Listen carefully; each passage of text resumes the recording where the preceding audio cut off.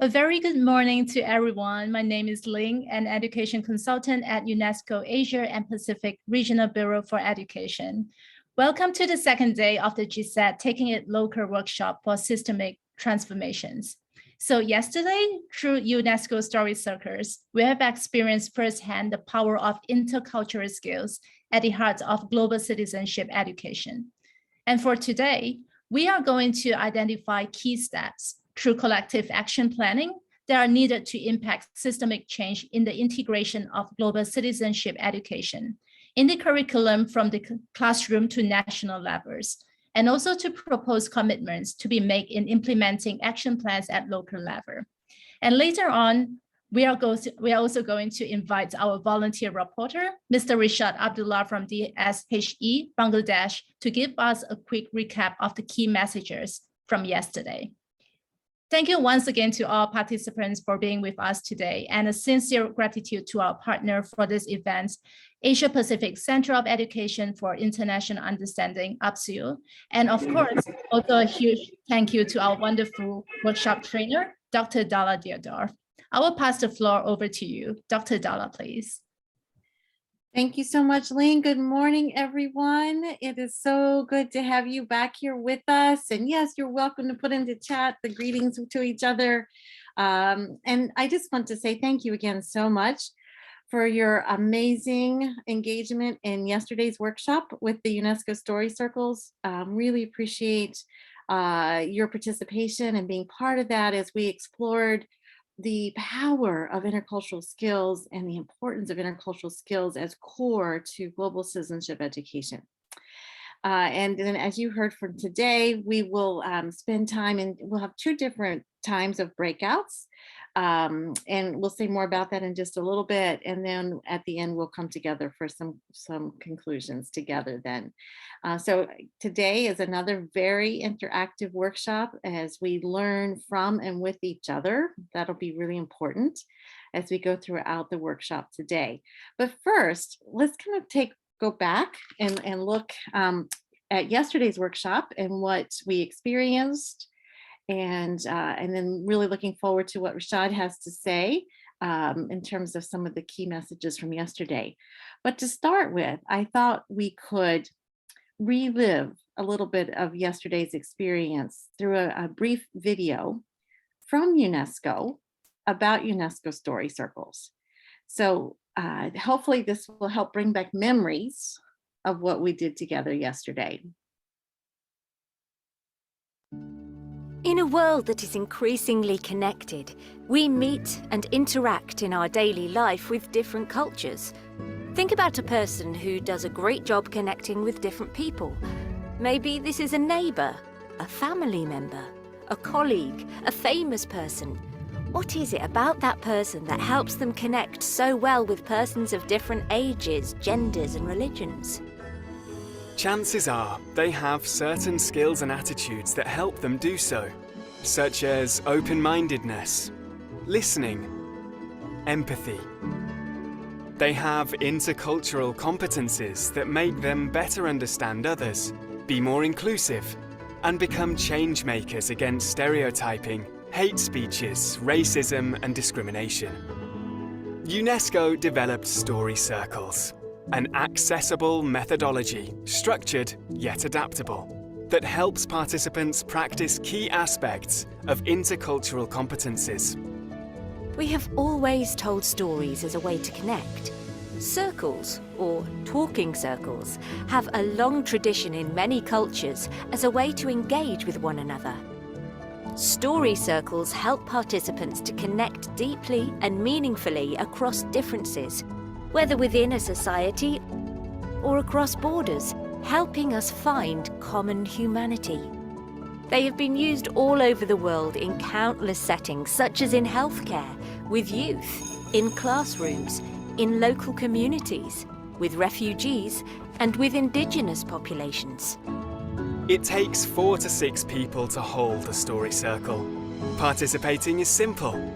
Just be yourself and share from your own experience. You'll find out that every person has a story to share, and that we all have something to learn from others.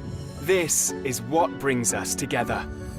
Ready to practice key skills in connecting with others? Want to help bridge divides? Join a story circle and experience our shared humanity in building a better world together.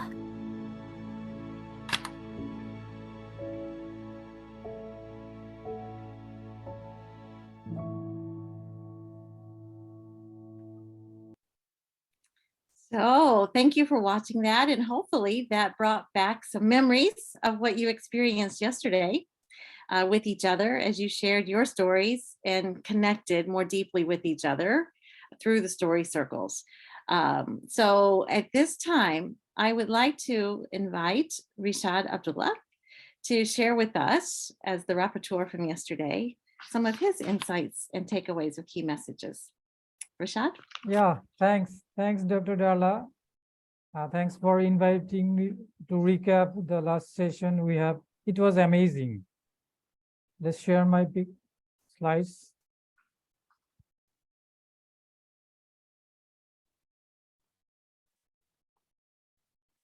So, if we think about last sessions, it's okay for all hearing?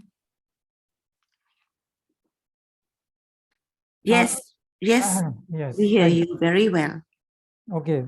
For the last session, we participates. It was amazing. I first of all like to thank the organizer, UNESCO, work and the people's works behind Faryal Khan, Mrs. Tingling, and the people's working behind these workshops for fostering such a varied and welcoming space of GCED world, and as well and directing my attention for fostering such a diverse world where I can connect, which is also my professional aspirations. And I like to thanks especially Dr. Darla for the presentation, which showcased her extensive research on GCED and the storytelling methods. Yeah, we are talking about the way to learn the skills for GCED.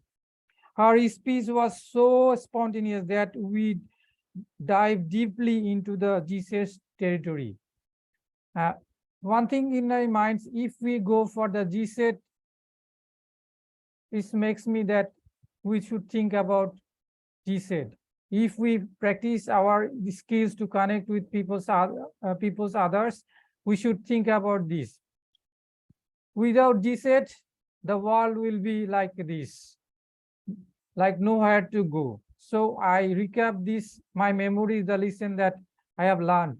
We must learn and live together as brother or perish together as a fool. And we have learned many things last session by Dr. Darla, like we know about the GCED. What is this GCED? It's approach to overcome the obstacles and challenges towards the global peace and sustainability.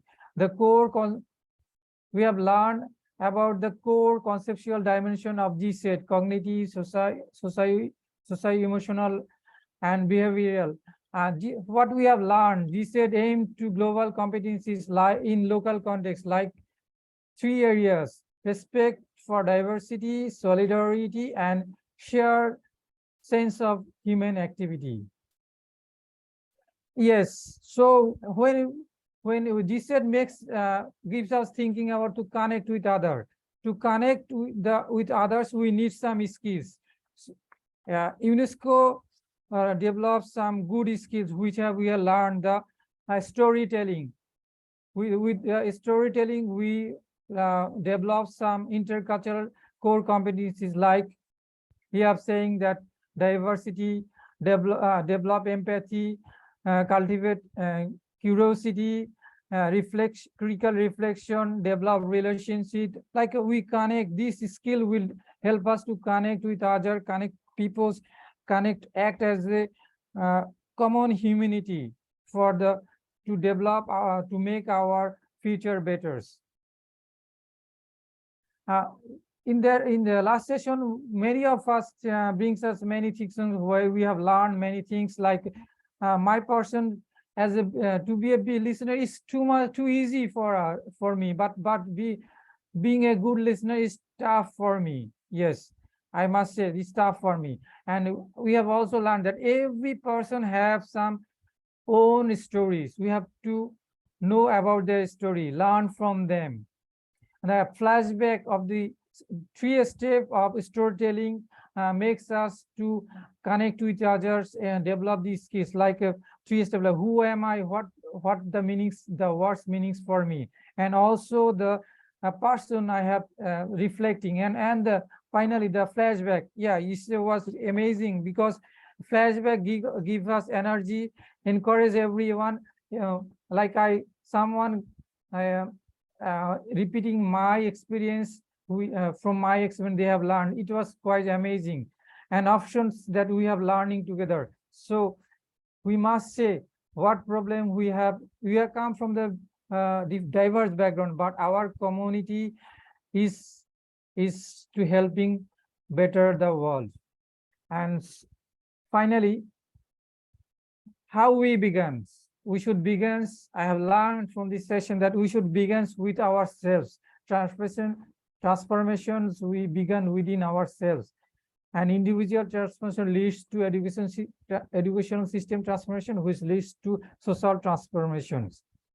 And final outcome that we should behave effectively and communicating appropriately. This is the word. We are the person who we can able to change the world.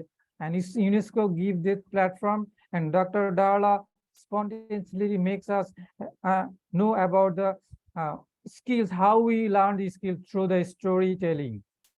And lastly, we should act now. If we can act now, we can never. Thanks for give me the time. Thank you so much, Rishad. Really appreciate that reflection and recap from yesterday. And thank you for your slides too. That was so helpful to be able to see your takeaways and to hear those and how you shared them. And so many key lessons learned that you shared from what the takeaways were, including how important it is to start with ourselves. And as we're Yes. seeking transformation of the system, that we need to first start with ourselves. Yes. And that occurs through the connection we have with each other in the sharing together. Thank you so much. Thanks, Dr. Darla. Thanks, UNESCO. Yes, and now to all of you, it's your turn. We would like to invite each of you to continue to engage in this reflection. So you've heard Rishad's reflections and recap from yesterday. You've had an evening and a night to think about what your takeaways are from yesterday, what your insights are. And right now, we'd like to invite each of you to type into chat some of your insights from yesterday. What is staying with you from what we discussed and experienced yesterday? What is it that is still staying with you today? Some of your lessons learned, your takeaways, your insights. So take just a moment, reflect on that, and please type those into chat so we can continue to learn from and with each other. So I'll give you just a minute or so to do that.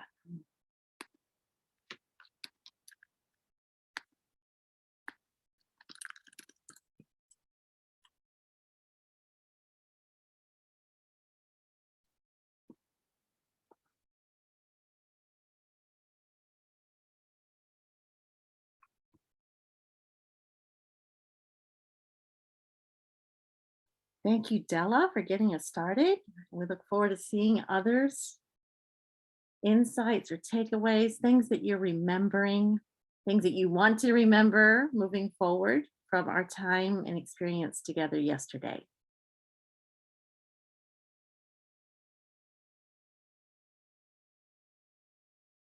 Great, thanks for others who are posting there. I'll give you a couple more minutes.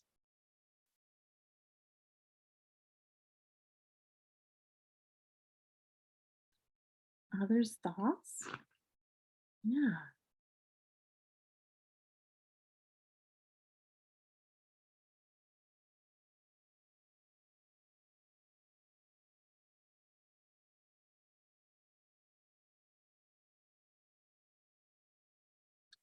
Super. Yeah, thank you so much for those who are posting. Yes. So some of what we see here in the chat, Della is talking about new lessons from experiences. And Della, we'd love to hear more from you about what some of those new lessons might be. If you want to type those in the chat or in just a moment to unmute and share with us more. Natasha talks about the transformation beginning with ourselves, just as Rashad was saying, for sure. Wilma is talking about how we only have the one world and we live every minute of our existence to try to better ourselves and inspire others and to save our world, right? We have to act. We don't have a choice. And that's where global citizenship education comes in as being so critical to all of this. Chow talks about motivating participation and sharing. Yes, and how crucial listening is. To truly listen to each other is indeed a gift. Afsana said it's about engaging me critically, and I reflected on the challenges in a classroom setting. Yes, because we're each coming from different contexts, right? Different countries, different contexts, so kind of thinking, what does this mean for you in your context? And what can you take back into your context? How we need each other, how the circle dialogue does really require that deep listening and respect, the importance of listening to colleagues and reflecting, how important it is to really engage in that listening and learning from others through that. And listening to each other and appreciating each other's contexts. Thank you so much. And you may continue to share with each other in chat. I'd like to invite any of you who shared in chat, or maybe you just like to share with us now, to raise your hand and share with us. This is also a time when if you have questions you'd like to ask, you can also share those too. So if anybody would like to elaborate on what they wrote in the chat or to share other insights with us, we would really love to hear from you.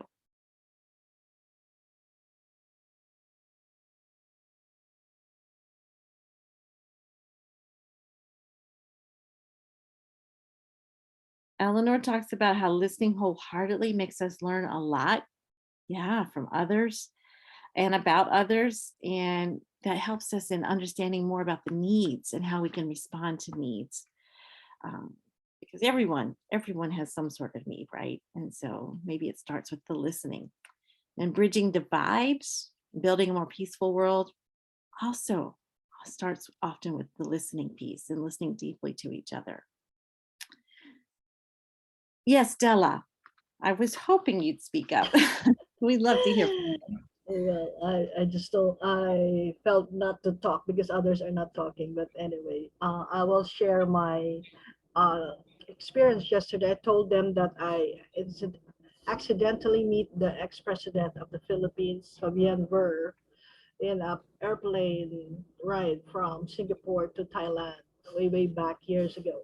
And I was fascinated by his presence of mind when he asked me, which barangay are you in the Philippines? And he knows the barangay, the little town, the little places, the puroks in the Philippines. And the reaction of my colleagues in that story is that they say there is always an opportunity each time you travel, or each time there's a story to tell, each time you go somewhere, or there's an opportunity next time you sit down the train, waiting for the train or waiting for the bus, or in an airplane setting, there might be an opportunity for you to learn from someone. So yeah, I forgot to tell you that most of my opportunities came from unexpected situations, like just sitting down a chair in the airport waiting for my flight, or um, just uh, just being alone traveling in an area where you don't know anybody. So I think what I've learned about this experience is this story circles really would make a difference, you know. What I would like to ask from UNESCO is that, yeah, we have a very good way of talking or expressing ourselves, but listening is very hard. So maybe in the next few workshops, this is what we need to enhance how to listen well. And I think this as approach would be effective in such a way if we have more workshops or trainings of listening, because people don't listen, they just like to talk. Thank you, Darla. Thank you so much, Stella. I so much appreciate the insights you're sharing, and how travel gives us some great stories to share, but also presents some of those unexpected moments of meetings with strangers and how we can learn from those and connect more deeply with fellow humans, and the importance of listening. And maybe we need to do a lot more focus on the listening piece. I know UNESCO, United Nations, and others are really big about the dialogue, intercultural dialogue, and dialoguing with each other, and that's certainly important. But a key part of dialogue is not just the talking, it's also about the listening, right?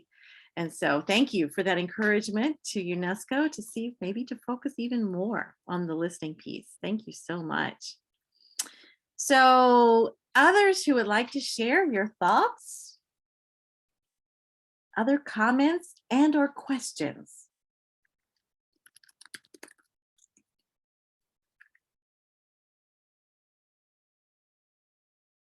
Any other questions? And you could put those in the chat, or if you want to ask questions that you were wondering about, that you're curious about, either for UNESCO or about story circles, or other comments you'd like to make from your experience yesterday.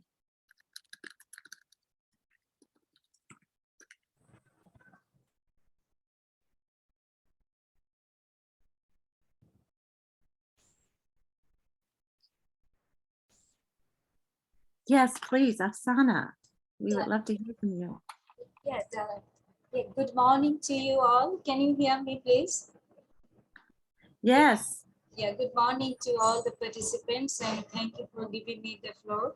Actually, Dila, I just want to share my feeling. Already I have written it in the chat, and the thing I want to supplement with this thing, that what you are emphasizing, that not only talking, listening is important. The other, when we talk about listening, then we consider the other, and it is also at the same time it is also empowering. When you are empowering your voice, whether it is in a classroom setting or in this community or even in your office environment as well, then when you are listening, that means you are empowering the other people, and you are creating a situation where you are getting the opportunity to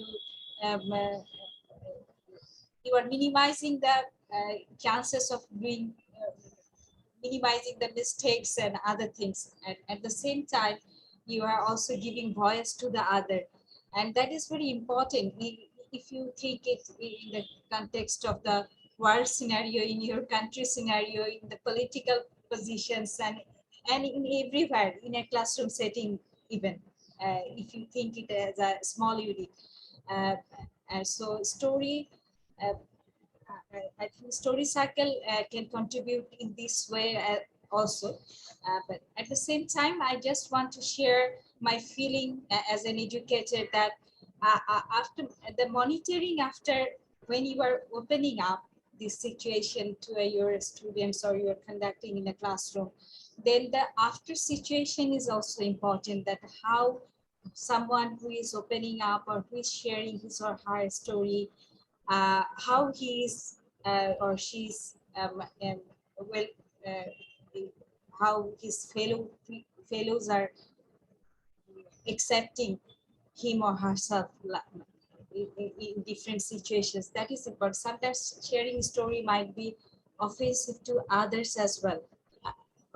So in that case, the thumb rule and taking it as a practice, and taking it as an empathetic practice is very important in my consideration. Or being an educator, I feel that one. That's the thing I wanted to share in this forum, that being an educator, we have to be very, very conscious, in fact, but we have to start with this fear. We should not like go back with our like the challenges, and we should, and it's I think if we can take it as a practice and we can establish the thumb rule properly, and we can set the scenario to our circle, then I think we can go very smoothly and deal it properly.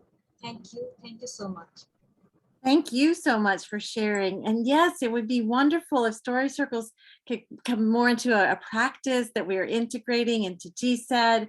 And as you were saying, that listening gives voice to others. That is so powerful that you said that. And through that listening, yes, it really makes that space for others to be heard. And that is so important, particularly in today's world.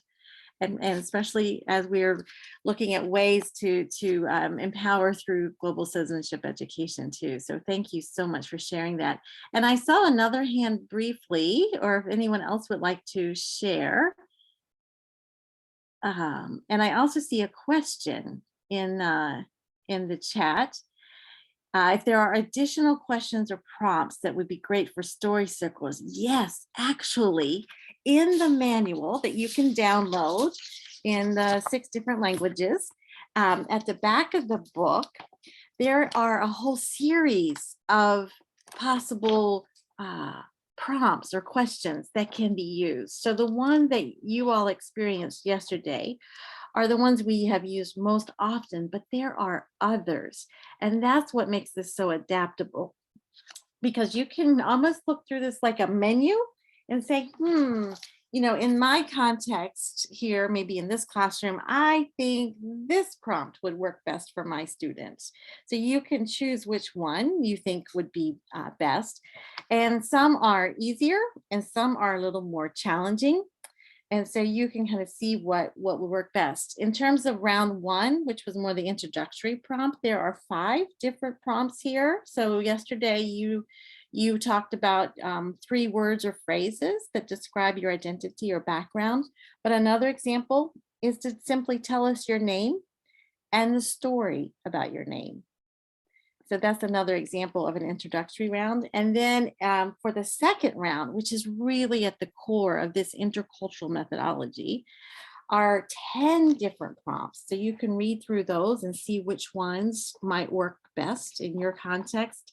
One of the more difficult ones that UNESCO uses when they are training UNESCO staff, we've used this at the UNESCO headquarters in Paris, is tell about a more memorable cultural misunderstanding you have had and what you learned from this cultural misunderstanding.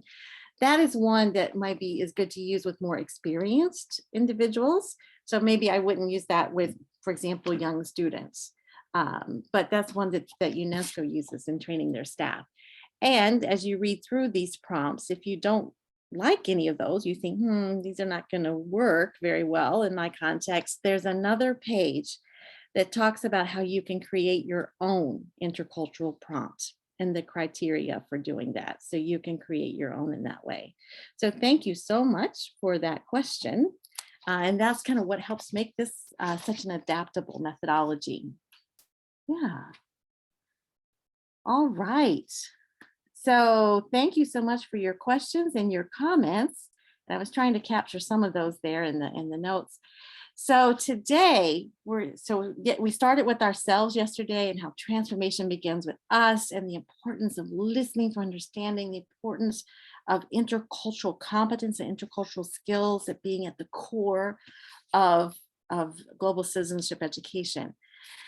And as you heard from Ling's opening remarks, today we're going to kind of, we say in English, shift gears and move to looking at what's happening with some examples around GCED in your national context. And it could be at different levels, but within your country. It could be at the classroom level, school level, or even beyond. And so you'll have a chance to share some of those examples. Hopefully you brought those with you today to share. But in addition to sharing examples, and as you listen to those examples from each other, then we'll also move to sharing about some of the gaps that you are seeing in your context, some of the barriers for implementing change for GCED, and then what needs to change. So if you can identify some of those areas of what needs to change so that we can have a truly systemic transformation around GCED. And so to do this, and what we're going to do is that you have been assigned into country groups. And those countries with larger delegations here are put into their own country groups. And if there are only a couple of you from a particular country, then you're grouped together. So it's maybe more kind of regional groups. And so you're going to go into those groups now. You will have about 30 minutes to discuss what I've just laid out. And to help you, and you'll see some instructions put in chat. Oh, Della, great question. Before we go into those, there's a question about whether we should have a picture taken today or not. So that's a question for my UNESCO colleagues, if you would like to do any picture taking today. And if so, we should do that. Perhaps before we break into groups, we'll have a quick picture. We did have a picture yesterday, but maybe we have some friends with us today. So yeah, we can take like a minute before we go into the group work. Is that okay? Yeah, that would be fine. So we can do that momentarily because we're about to go into our groups. And the last thing I wanted to say is that when you're in your groups, as you see the instructions, so we will need we will need a rapporteur.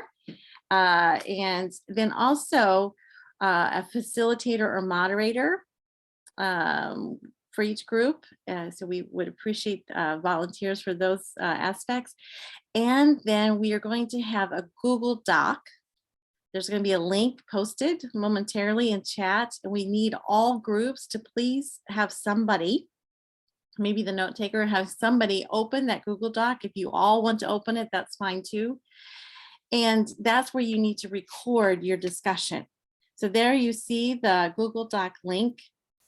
And there are specific kind of questions that you need to write your answers to, including the names of the group members and your email addresses. So maybe each person can go in and fill that in, would be probably easiest. So if everyone can hopefully click on that Google Doc link, especially when you get into your breakout group, into your country group, and then use that as a guide for discussion. Now there's one kind of template, and you'll need to copy that and then paste it further down in the document and then begin to type into it. Okay, so that's what we'll need to do. I will stay here in the main room. I might bounce around to the groups today, but we'll have people here in the main room if you have questions, and I'll also try to get around and talk with some of the different groups too. Ling and Ferry Khan, is there anything else we need to say about the country groups? Any other instructions? I think you have covered everything.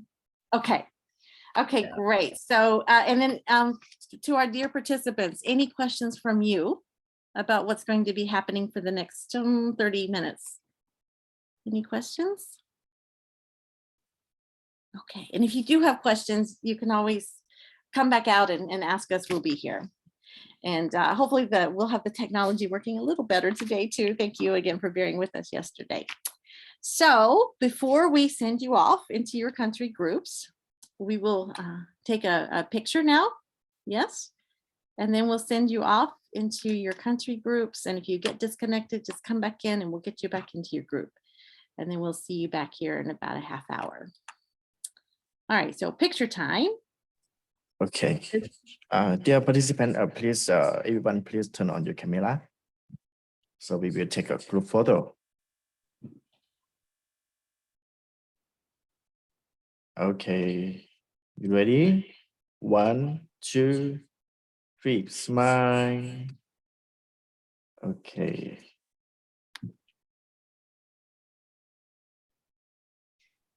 Okay, one more. 1, 2, 3, smile. Okay, thank you very much. Let's I think we have the second page as well. Have we taken that? Okay. Yeah. Okay, maybe move to second page. Okay, 1, 2, 3, smile. Okay, great. Thank you very much. All right, thank you so much for that. Thank you, everyone, for your cooperation with the photo. That's wonderful. And now we will go into our country groups, and we really look forward to what will come from your discussions together. So thank you so much, and we will see you back here, and we will ask each group to report out briefly a summary of what you've discussed in addition to what you record on the Google Doc. All right, thanks so much. I would Gloria? yes, I would just like to mention that as we break into groups, every group is invited to choose a facilitator and a rapporteur. And just so that we can then, the reporter is going to report back to the plenary. Yes. Yes, very important. Thank you so much. And I hope you have a wonderful discussion together.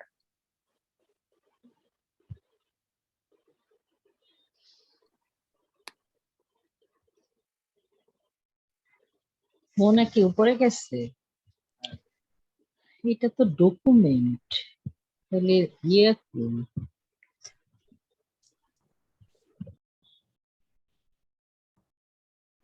Okay, we will open the breakout room. Please click join in the breakout section.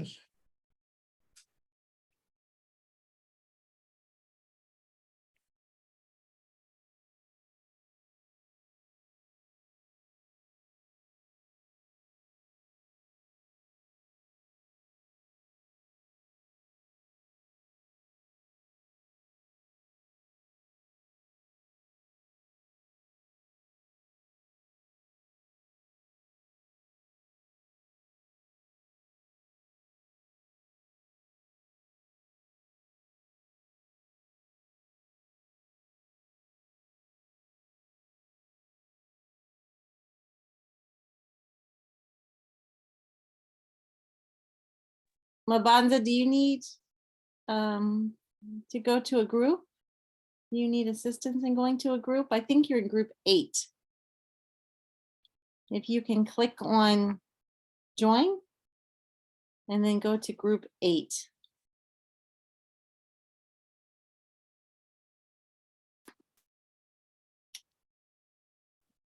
And thank you so much. Is it Kang? Are you there with the UNESCO Bangkok? Yes, I'm here. Okay, yeah, thank you so much. And please, hopefully you can stay here in case we need any any technical help. Sure. I will stand by Never in the know. main room. Yeah, thank you so much. So I think we'll try to bring them back at about 5 after the top of the hour is when we'll probably close the rooms. Okay, sure.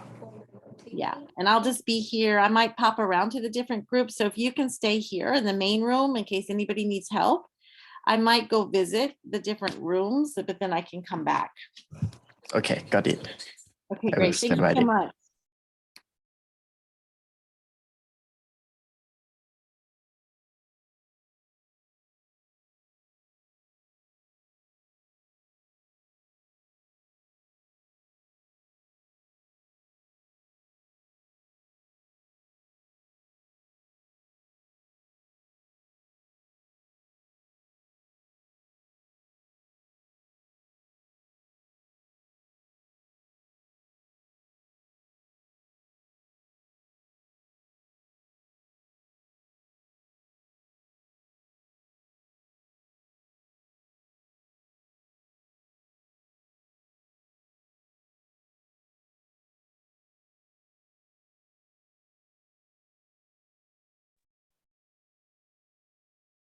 Hi, the staff from UNESCO.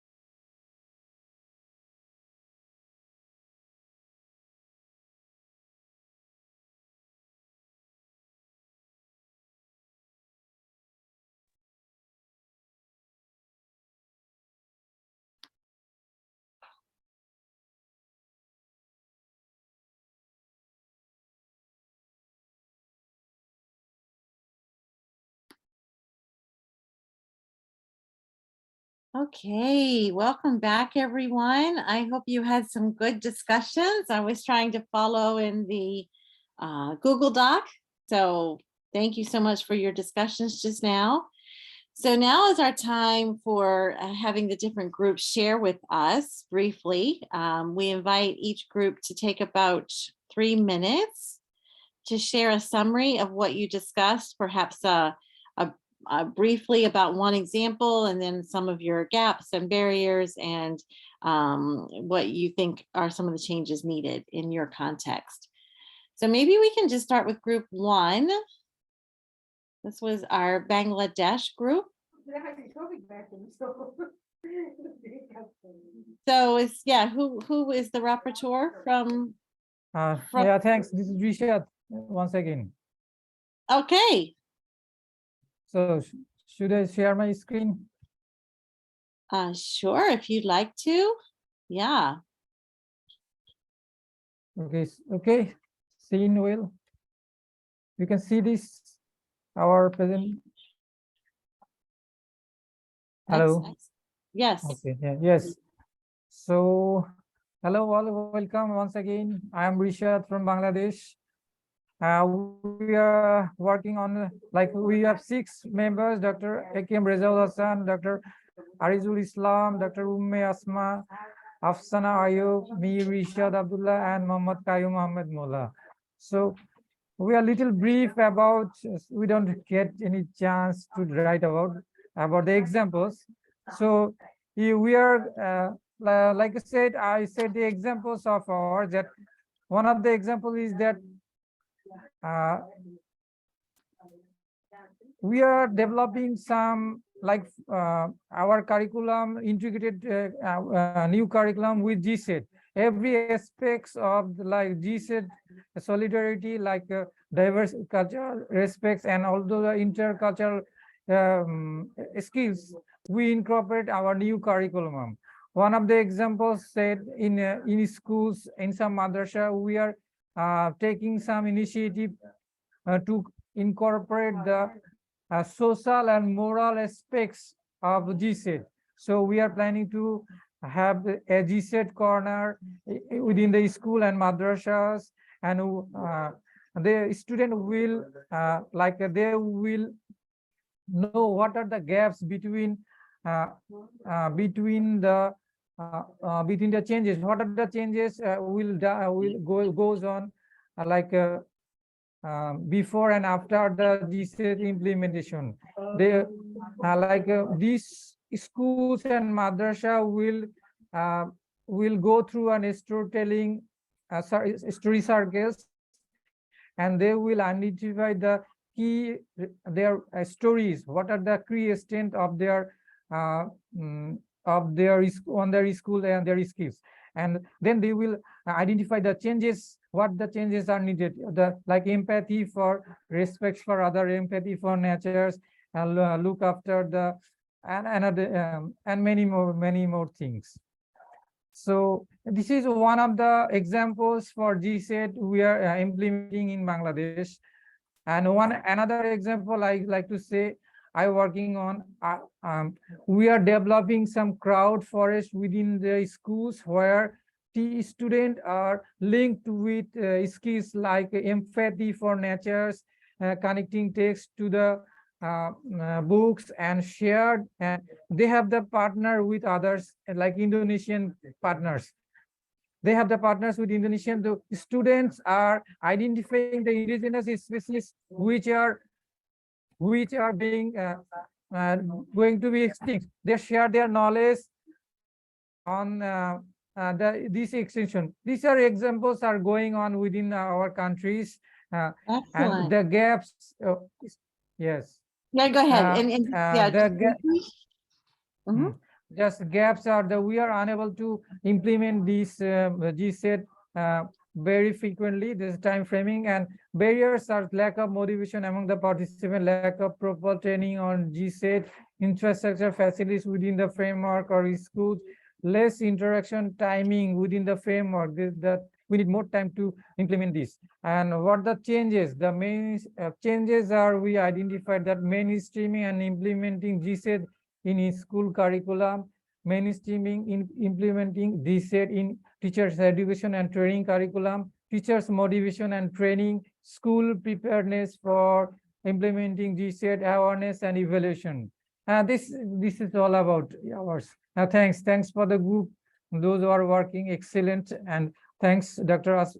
Afsan Ayub from and others participants in helping us making this sort of thing within the shorter period, develop some action plan. Thanks. That's all from Bangladesh. Excellent. Thank you so much. That's very impressive, the hard work your group did in that short amount of time. I like to from our group, anyone like to add something? Yes, If I miss I want something. to add something.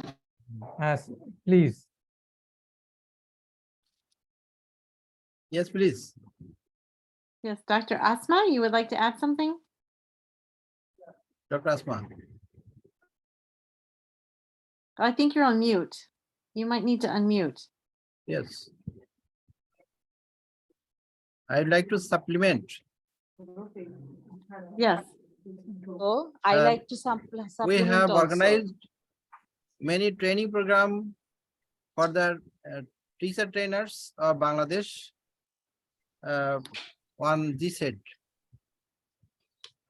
Okay, Arijul, are you finished? Okay. I want to add something. Yes. Okay. Yes, briefly, please. Okay. Yes. You know, many aspects of global citizenship education have been explored in the secondary school teacher education curriculum, means B.Ed program. A cross curriculum approach has been evident, and the curriculum is more dedicated to the aspects of moral global citizenship education like human rights, gender equality, non-discrimination, inclusivity. However, issues of human rights as well as child rights, violence against women, child abuse, early marriage, etc. So some of space of curriculum is dedicated to environmental global citizenship, political global citizenship, and new liberal aspects of this said. Many right-based and participatory teaching learning approaches have been incorporated in the curriculum as general parts of it, but teacher educators and secondary school teachers who teaches our students, their conception, their perceptions, teaching learning side, I want to say, pedagogies are not sufficient to create global citizenship education concept practically. This is challenge. They know human rights and other issues, but scenario of GCED is not clear to them. Some challenges are there. I identified traditional teaching learning process, traditional assessment strategies, certified focused B.Ed program, because B.Ed program is very much important to us because school teachers who teaches our student, so they need to know GCED, what GCED, and what is perception of GCED. So they need continuous professional development, developing a culture of action research among the teacher education and in-service teacher. Inclusion of GCED in NIME training. A National Academy for Educational Development, where inclusion of GCED also. It is my observation. Thank you so very much for sharing that. We really appreciate all of these insights and input from this group 1 from Bangladesh. Thank you very much, colleagues. Now we will go to group 2, to our Japanese colleagues. And if you could, I apologize, we'll need to shorten these report backs a little bit. If we could take maybe just 3 or 4 minutes maximum for our colleagues from Japan to share a brief summary. And I believe my colleague Danting might be doing a share screen with the Google Doc so that everyone can see. Okay, we try. I try my best. Thank you Anyway, so much. my name is Daisuke from Japan, working in an organization called GIFT, and well, we just couldn't actually share and discuss everything until the end. So the group two mainly focused on what we did in Japan. And generally, what I would like to mention that since 2016-17, thanks to the effort by UNESCO and the National Commission, I think in the world of SDGs and the global citizenship and SDG 4.7, including ESD, is widely understood, maybe because of ESD's initiative and the global citizenship initiative before SDGs was made. So the people's reaction towards SDGs is quite well understood, and some of the implementation is quite widely encouraged after 2017-18. So generally, some of the school is actually doing SDG 4.7 related subject. So we just shared something about the researches that we made.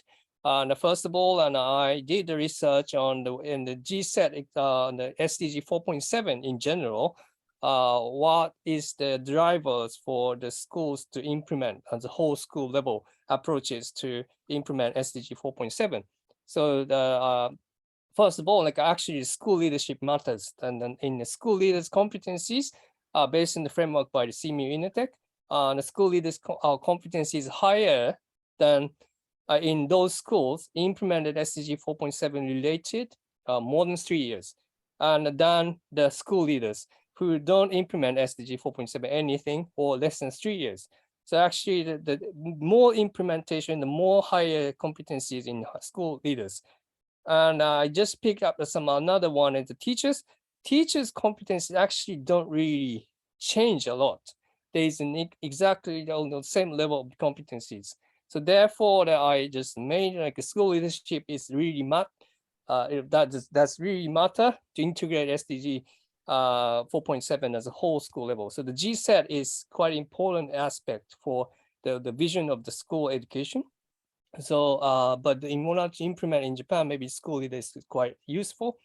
And maybe you could just look at some of the Google documents and the reason why it's difficult to mainstream embed SDG 4.7 in the school. Maybe the most of the reason is the teachers simply busy. There are a lot of work to do. So another participant, teacher Matsukura, Miss Matsukura, she also did the teacher survey, and the teacher she has done a lot of work for the global citizenship subject in school, and now she is researching about her city in general. So the teachers' competency really matters. So the teacher who are interested in or implemented in GCED before are more interested in social issues. That's a comparison. So the involvement in GCED is transformative, not only for students, but also teachers. That's the fact she understood. So according to her research, and involvement in GCED is transformative, not only students, also the teachers. And we couldn't finish until the end, but the gaps in GCED. So generally SDGs and the GCED and the SESD is widely understood and embedded somehow in school activities. However, there are somehow the widening gap. So the more energetic and passionate, like a local authority, have more resources on the budget on GCED related learnings. And then those who are not really passionate or not really put the priority on that, the resources provision and the gaps will be made. So we have seen the gap in between the school and the school, and also the region and the region in Japan, the sub-region in the subnational levels. But in general, like ASP.NET is quite working well in terms of implementation of the GCED and the ESD initiative in the school is quite going well. This is what we could talk. So we could, my apology, I couldn't finish everything, but we just share what we did in the researches both. Thank you very much. Domo arigato. Thank you so much. That's very helpful to hear all that your group shared. And I am struck by the one piece there in the document where I believe Matsukura was doing the research and saying that GCED is indeed transformative in and of itself, not only for students, but also for teachers too. So yeah, thank you so much for sharing that. So now we go to group 3, I believe, from our colleagues from Philippines. Yeah. And we look forward to your summary. I'm here again. Sorry. You can hear my voice? Yes, we All can right. hear you. So 3 minutes? Okay. Yeah, like three minutes. So group 3 consists of Ma'am Vanessa, Eleanor, Marichella, and Sir Eldemar, who is from the Pangasinan University. The rest is from the PNU, Philippine Normal University. GCED examples. I'm very lucky to be in this group because we have a GCED center in the Philippines from the Philippine Normal University. And it's very interesting because they have also they have a countrywide analysis of the GCED basic education curriculum, which is ensuring the integration of GCED in the basic education curriculum, according to Ms. Bastian, which is with the collaboration with the Department of Education. So this is a very new center, but this is they were awarded as one of the GCED centers, or the only one GCED center in the Philippines, if I may say. So they have a review of the current practices, frameworks, and themes. I was asking if there's a research or a write-up existing for the study. So according to Ms. Arcela, the data gathering is on its way for needs assessment for GCED in teaching, and integrating GCED in the course delivery, syllabus, content, activities, according to Ms. Ocampo. And because the Philippine Normal University is the source of the best teachers in the Philippines, so they already have this integration in their trainings and curriculums. The systemic integration system throughout the workshops. So they already trained their teachers according to this one. We have another member from the Pangasinan State University. I think students in PSU, particularly Santa Maria campus, have limited idea of GCED. So that's why we thought that's it. There's a problem with other universities. So the gaps we have, we wanted to train, PNU would like to train more participation, have more participation for the presentation workshops, but they are limited of the financial, they have a financial constraint, which is a barrier also. Students are not yet knowledgeable of GCED, assessment of GCED, integration in the curriculum, and research and benchmarks practices are not yet present. So the barriers here, some schools in the Philippines do not know about GCED and the budget support. So we would like to request for countrywide implementation of, which is the involvement of all SUCs in the Philippines, according to my very good partners in this group. They have a very interesting background about this one. So they have printed version of the curriculum of the GCED process. So they just don't know when would this be circulated to the different universities in the Philippines. So I think that is all for us. I think we can say more about it if you have more questions. Thank you. Excellent. Thank you so much, Stella. And that's really interesting to hear. And beginning to see some themes emerging between the groups, even amongst the different countries. But we're going to stay in the Philippines and go to group 4. And it'll be interesting to kind of see what group 4 came up with, since we're still staying in the Philippines. Thank you very much. Good morning, everyone. I'm the rapporteur from the group number 4. We are the team from Thailand and one friend from Philippines. Most of our dialogue about what we have done is based on 2 activities in 2 universities, including July and Content University. As on the screen, You see now have got the course on the citizenship education at the university level in Khon Kaen University. And at the same time, they have got the citizenship education in the faculty education. It's a compulsory course for the third year student in Khon Kaen. And Khon Kaen University worked with Jula to develop the one-day workshop for students in third year. It's a compulsory program for the GCED training for pre-service teacher. It's a piloting thing that we work together in this year. No? And from July have got the GCED course. It's as elective course under the faculty education. We run as an elective because the number of students, if we have got to run as a compulsory, it means that 400 students a year to attend. No? It's a very challenge to us to run the workshop for the big number of the students. And we have got the Global Citizen Club in the faculty education. And last year, the same with the Philippine friend, we have got selection from the FCU to be the GCED Cooperation Center. It's built up in the faculty education July. And we have got the 5-year plan on the research, capacity building, and networking with stakeholders. Last year, we set up the center and we ran some networking activity and pilot the GCED training modules with Chiang Mai University. And for this year 2022, we work with the teacher educator from 10 universities, build up the collaboration among us and piloting 3 activities in 3 universities, including running one-day workshop for pre-service teacher training in Khon Kaen University, Chiang Rai Ratchapat University, and Sakonnakhon Ratchapat University. And we work with the ASP to do the in-service training program.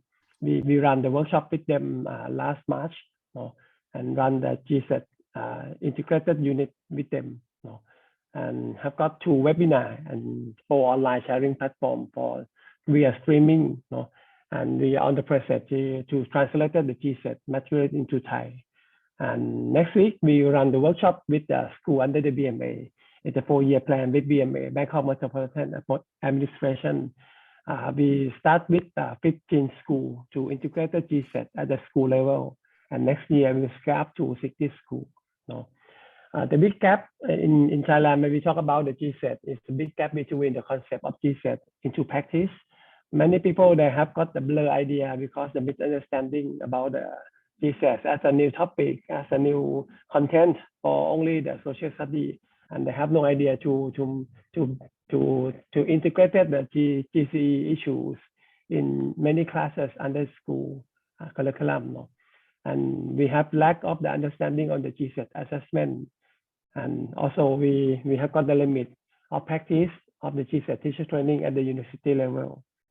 And friends from Philippines fill up one point about the gap in Philippines is GCED is not clearly embedded in the K-12 curriculum in Philippine setting. And teacher training is to be the big challenge is not trained to use the GCED tools and strategy in actual class. The big barrier for our group is about the continuity of the GCED policy support at the ministry level. And the misunderstanding about the GCED. It's not only the new content for some subject, but it should be promoted as a new competency to the whole school approach.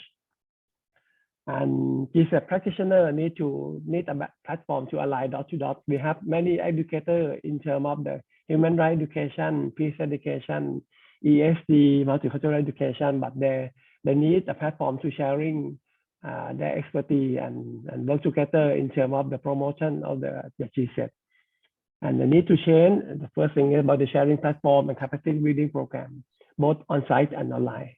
And we need the concrete institutional support from our organization and the municipal level. That's what we have discussed within the limit of time. Thank you very much. Thank you so much. That was a lot to cover in a short amount of time. And thank you so much for sharing all of this and in such a concise way. We really appreciate that. So I think we have one more group, and this was a mixed group. So we look forward to hearing from you, colleagues from Bhutan, India, Vietnam, and perhaps Indonesia as well. So we look forward to hearing from you in about 3 minutes. Do we have a rapporteur here with us? Yes, good morning, everyone. So I would like to share about what our group has discussed during our 30 minutes. So since our group is a mixed group between Bhutan, India, and Vietnam, so our ideas and perceptions may be different from each other, but I can see from our discussion that we do share some similar problems and similar approaches towards global citizenship education. So about some global citizenship education examples in Bhutan, it is very amazing for me to hear that they have developed a GCED hub, a space for teachers and students to discuss issues about global citizenship with specific themes and topics selected that are close and related to the experience of the students to be discussed at the activities of this hub. And also global citizenship education is promoted to teachers through their association school networks. So under the school networks, they developed and implementing different activities that will teach the trainers, the teachers about global citizenship education so that they can then share their knowledge and expertise to their students in order to enrich knowledge, the common understanding about global citizenship education nationwide. About Vietnam, since the concept about global citizenship education is kindly new for us, so we just started to implement it into our national curriculum in 2017. And we, towards global citizenship education, we have seek to different approaches in order to integrate global citizenship education into the learning, teaching and learning experience through, for example, project-based learning, task-based learning, intercultural exchanges for teachers and learners. And also we really focus on teaching critical literacy for both teachers and learners in the country.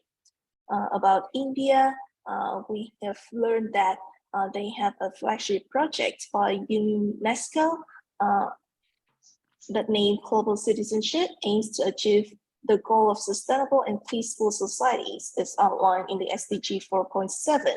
And this curriculum has been designed for adolescents from 12 to 14 years old to develop their understanding about neuroscience and psychology.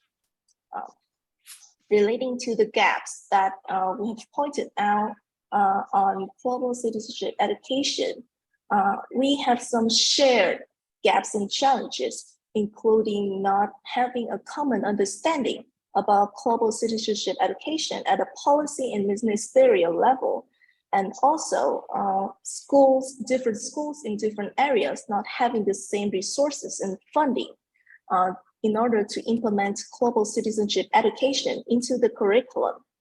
And also teachers at schools are overwhelmed with their current responsibilities at school, so that it is very hard to them to integrate global citizenship education into what they're currently teaching at the moment. With that saying, the barriers to systemic transformation that we can see is that we need more involvement from the policymakers. And also we need to develop a common and shared understanding about global citizenship education in order to implement it more widely and effectively within both countries. So what needs to change in order to reach this? Bhutan and Vietnam share the same opinions, is that common understanding is very crucial, and also opportunities for teachers and learners to be exposed to intercultural experiences in order to help them develop their own understanding and own perspective about global citizenship education, which will make it easier to then implement it into the curriculum nationwide. So that is our discussion within the 30 minutes. Thank you very much for listening. Thank you so much. And it's really interesting to hear the kind of similarities and differences between the countries in your group too. I really appreciate you sharing that. And I think Natasha had a hand up. Natasha, did you still want to make a comment or ask a question? I think, thank you so much for giving me the chance. So I think ma'am has added all the points that I have shared on the chat. I was quite late in typing, so I wasn't sure that it was recorded.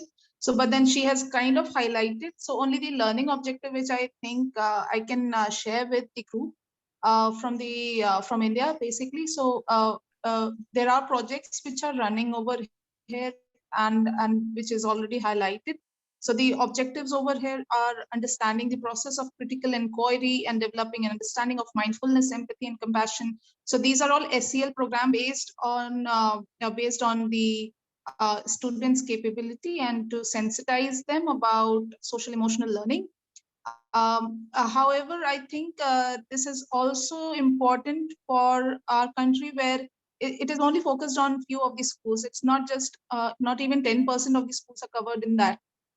So I think more or less we need more programs and projects like this, which can reach out to all the remote areas, schools as well, and the teachers should be kind of trained.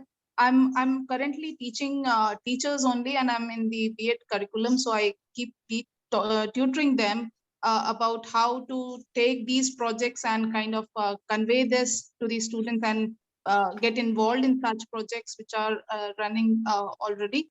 But I think it's required at national level, also international level, also that the teachers should be involved more in this, these kind of initiatives. That's my idea over here. Great, thank you so much for sharing that. So, colleagues, it's really interesting to hear all of these reports from the country discussions that you've just had, and I think we're all beginning to see some common themes emerge. Certainly, the awareness, lack of common understanding came up several times. Assessment came up several times. Teacher training especially came up, and teacher bandwidth of teachers having too much to do and not enough time and too much on them. Lack of resources and budget, those were mentioned several times. And it was really fascinating to hear about some of the examples, and particularly the GCED Center in the Philippines and in Thailand, the GCED Hub in Bhutan, and the work of NGIEP in India. I think there's a lot we can continue to learn from each other, and I really appreciate all the sharing that has already happened in your groups and now. So thank you so much for sharing all of that. So we're going to go back to your groups in just a little bit, but first I would like to share with you just a few thoughts. Some of this you may already know or be aware of, and if not, maybe you can take this into consideration in your next conversation you have with your country group. So wanted to share with you just a bit, and feel free to comment in the chat or to ask questions. But wanted to focus on this systemic transformation piece, and particularly we'll give a little bit of an overview, but then hone in a little bit more on the curriculum as a key part of this as well. And certainly you've named a lot in your group discussions already and what you shared around that. So just a brief note, this is a resource for you around, a number of you mentioned the intercultural piece of it, and here's a resource for you. It's free to join, you're welcome to join. And we've been working with UNESCO at the World Council on Intercultural and Global Competence around the Story Circles piece. But we have colleagues from all over the world. There are around 3,000 or more in the community online. And we have lots of different working groups, as you'll see, including one on the SDGs, which were mentioned. And it's a way to bring practitioners and researchers together to continue to learn from each other. So there's the website, and we'd love to have you all join if you're interested in more of those intercultural dimensions that quite a few of the groups and others have mentioned. So that's just a resource I wanted to mention that as I'm working with them. So during our time together right now, I want to share with you first a frame for thinking about it. And this is a frame that you may already know and use. If not, maybe it can become a tool for you. And then highlight some enablers, including the curriculum, and focusing then more on the curriculum and ending with some strategies that may or may not be relevant in your context. So this is kind of based on some of the research and literature that's available around this. So starting with the framing piece of it, kind of framing systemic transformation, and starting with something known as the theory of change. And I'd be curious to know how many of you are familiar with the theory of change, how many of you might use this. But essentially, theory of change answers the questions you see here on the screen. And it's about beginning with the end in mind. What do we want the end to look like? And think for a moment, what would that look like if resources were not a problem, if busy teachers had all the time in the world, all the different barriers that you just brought up, if there were no barriers, what would the end look like? What would that be? And so kind of starting there and thinking, okay, if that's what it's going to look like, how do we get there, right? So that's the questions about where do we want to be? What does the end look like for GCED, for transforming systems? And then asking ourselves, what does that actually look like? How will we get there? And how will we know when we're there? How will we know? And that actually gets to some of the assessment piece as well. So those are some key questions to continue thinking about. And a tool that is used often with theory of change is something called a program logic model. I don't know how many of you might already use this. And if you do, maybe this can be a refresher, or feel free to add comments in chat if you're using the logic model already. But I just wanted to share briefly with you as a tool to think about. I actually teach a graduate level course for a whole semester using the logic model in education, having students work with it. So there's a lot more than what this one brief slide will do in trying to introduce this to you. But it has 5 components, and it's just something to think about as we're trying to instill systemic transformation. First is to consider the inputs, all the different inputs we have at our disposal. And it doesn't just mean financial inputs, but it can be physical building space, it can be people, if you have experts around you. So really considering lots of the different inputs that are available to us as we're thinking about transforming systems around global citizenship education. Then we come to activities, and this can include the curriculum, this can include the co-curriculum, the different learning opportunities that take place. All of that has to do with the activities that are in place to help support global citizenship education. From there, from the activities, the interventions, if you will, then we look at the outputs. And so this is often the numbers, and certain administrators and policymakers might really want those numbers. And those are certainly important. So it could be, how many students went through a certain global citizenship course or experience or so on. It might be about test scores and what students scored. So any kinds of numbers, right?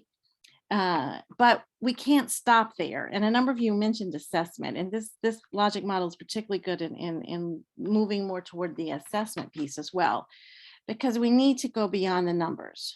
We need to say, okay, so what? What does it mean if X number of students had this kind of global citizenship opportunity or experience? And so then that's when we get to outcomes. And that's the meaning behind the numbers. That looks more at what changes are occurring in the learners and how do we capture the evidence of that change. So that really speaks a lot more to the assessment piece. And then finally, the last part of what we're looking at here would be the impact. What kind of difference is this making in the school, in the community, and even in the world from our efforts around global citizenship education? So this can become then a framework or a tool to use to try to bring about that change that we want to see. And when we make sure all of this is aligned together, it helps us identify even further gaps. We might realize, we don't have the interventions or activities that we need. That can also include, for example, teacher training. That's part of the intervention or activity. Okay, that's missing. We need to do more with that, and so on. So it helps us see where the gaps are and where we need to go to try to affect change. There's a lot more that could be said about this, and those of you who have experience with it would love to hear your experience with this program logic model. And so then we look at enablers. So what are some of the enablers for systemic transformation? And there are just a few here listed. There are more that we can certainly delve into.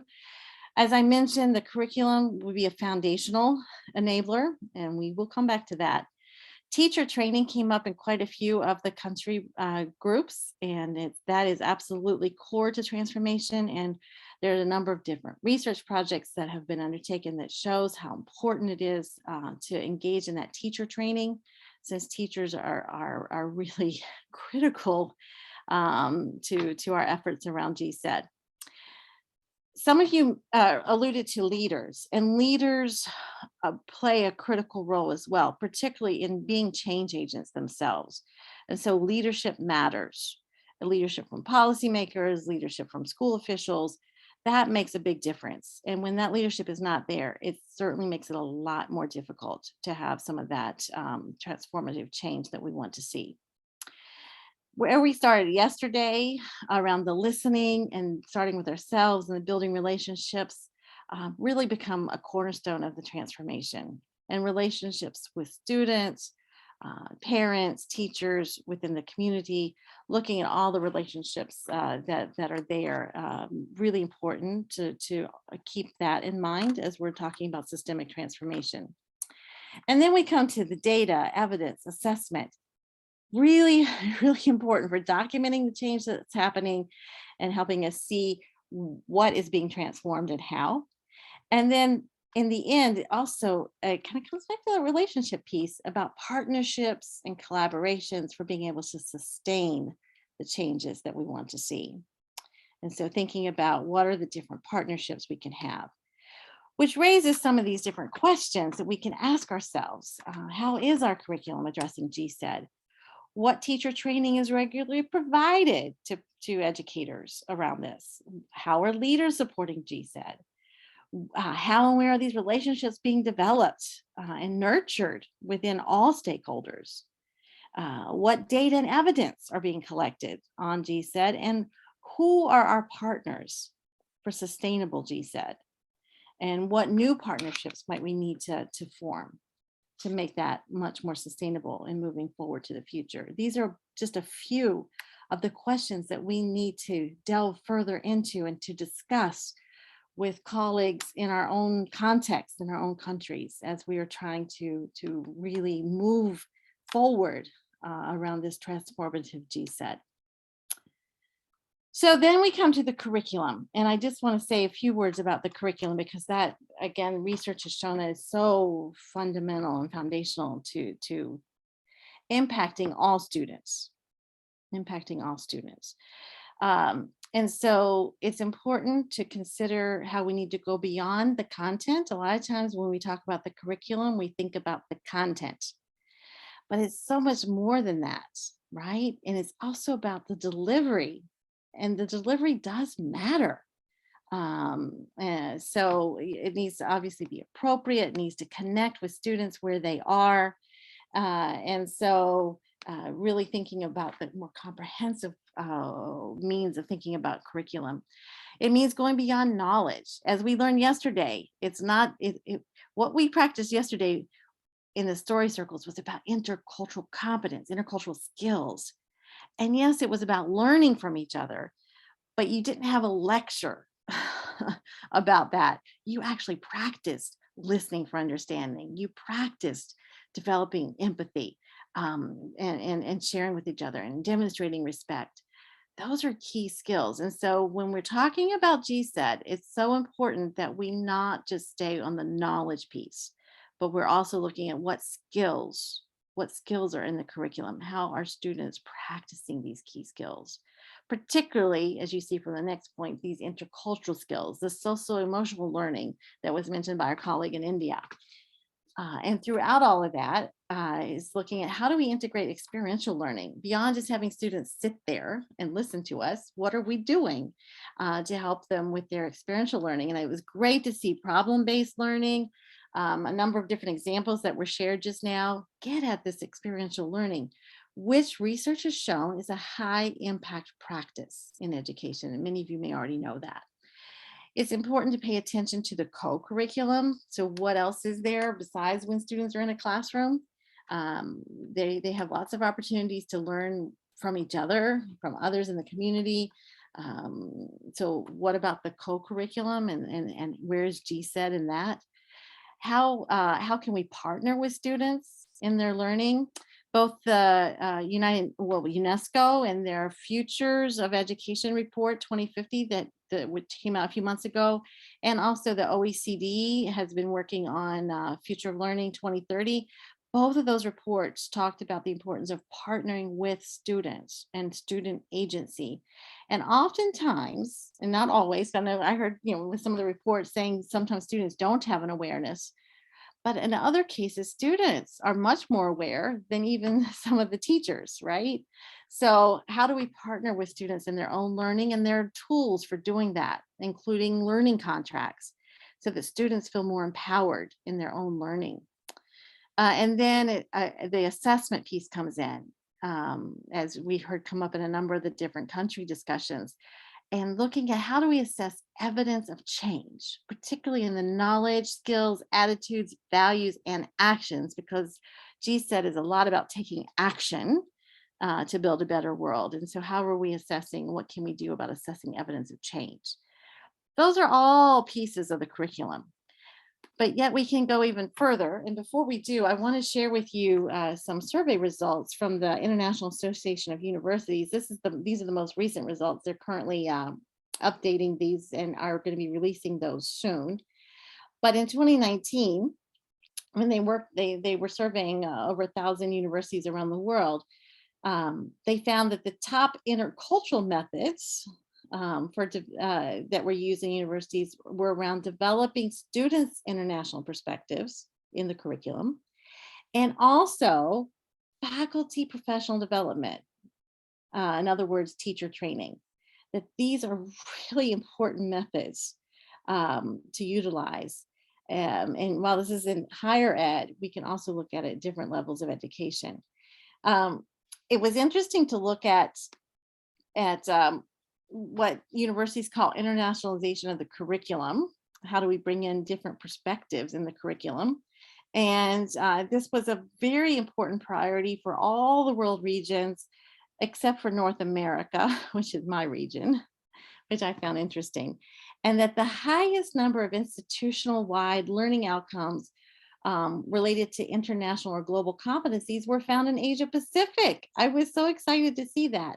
And then also in the Middle East. So that the highest number of institutional-wide learning outcomes related to those intercultural competencies in Asia Pacific. So that's really encouraging coming from this region. Also, I just wanted to highlight another piece from the global level, and this is the PISA Global Competence. I'm sure many of you may be aware of this program in International Student Assessment, PISA. I was one of 4 experts working with the OECD on the Global Competence 2018. And this is the model that we put forth and that the test was designed around, although it mostly assessed the cognitive dimensions of global competence. Again, key part of the GCED. And you'll notice here, it's not just knowledge, it's the skills, it's the values, it's the attitudes. And a key component is about taking action, right, for collective well-being and sustainable development.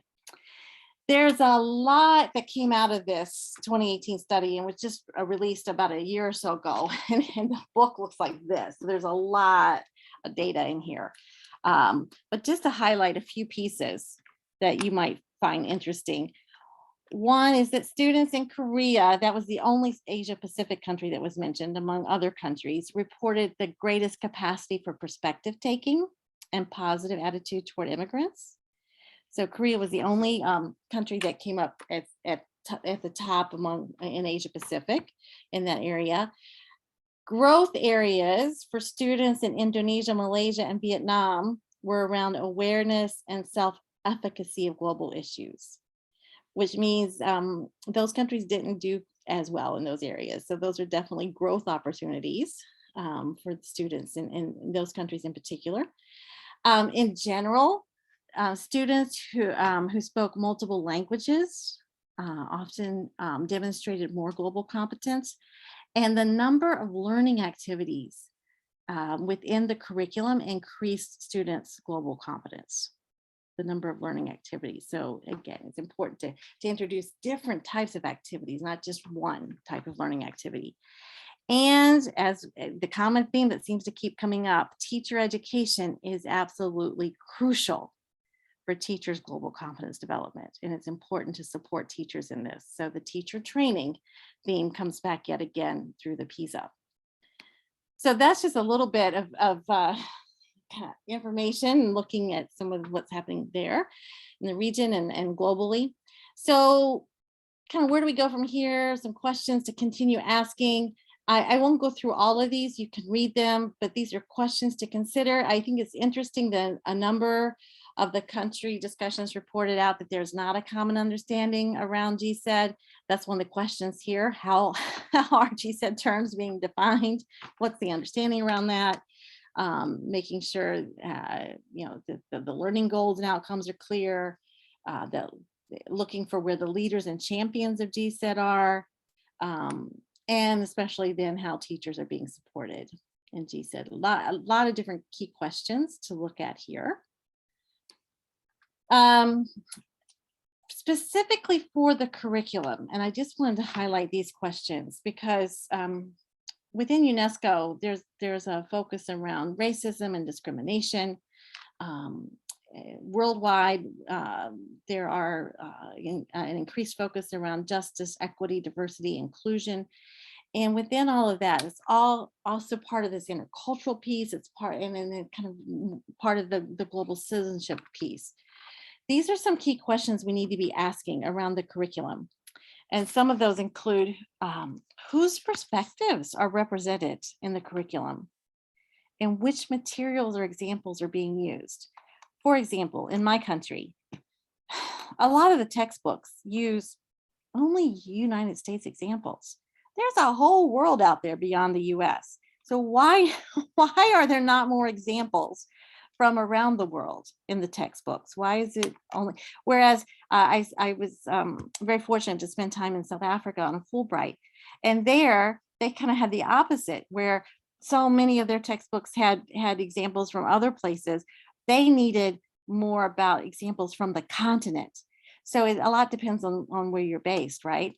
But looking at what materials and examples are being used in GCED and beyond. It's also important that we ask whose voices are missing in the curriculum, whose voices are missing and whose knowledge counts, because there are going to be groups in our society where their knowledge doesn't count and their voices are missing.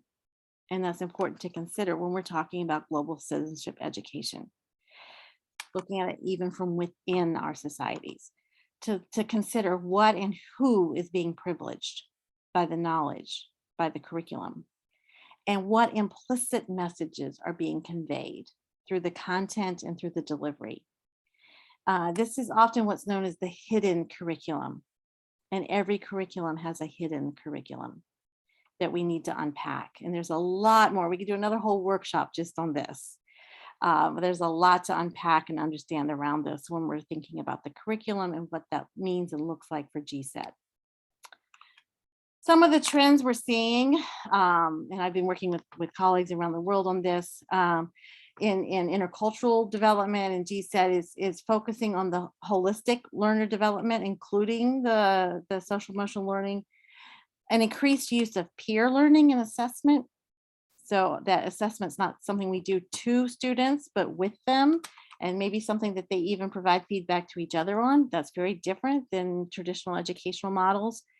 As I mentioned already, viewing students as partners and co-creators, and how are we working with and partnering with students. And around intercultural skills, we're seeing an increased use of coaching, recognizing that students are at different places in their journeys, and how to tailor education and more for them, particularly through coaching. All of this is what is requiring a long-term commitment. This is not just something we do, for a few months or a year, but this is about a long-term commitment. Particularly where Rashad started us off earlier this morning. Looking at it for sustainability, it's about saving our planet. That requires a long-term commitment, and so that's important to keep in mind when we're talking about GCED, and of course continue to connect GCED to real-world issues. It's very important. And I think the word connect is one of the most important words in global citizenship. Several of you mentioned whole school approaches, and these are just some different components to think about how in a whole school approach, are we modeling GCED even in our infrastructure and facilities, the actual climate of the school and so on. There's just a lot to consider also in terms of how we're connecting to the community around us with GCED. So many of you are probably experts on this, but there's a lot that could be said about this as well.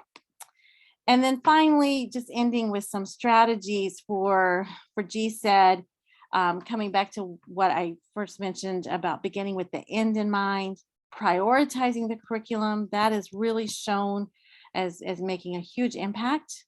So we need to kind of double our efforts around this, not just the content, but the delivery. We've talked about the importance of focusing on the teacher training. And then within all of that, challenging assumptions and status quo that we find in systems in particular, as well as in the curriculum. Thinking about how we can engage stakeholders as we define and map what's happening in our countries and in our schools around GCED. Continuing to look at how we can involve students as our partners. This is not something we do to them, but with them. Very important. And oftentimes we have a lot we can learn from our students, right?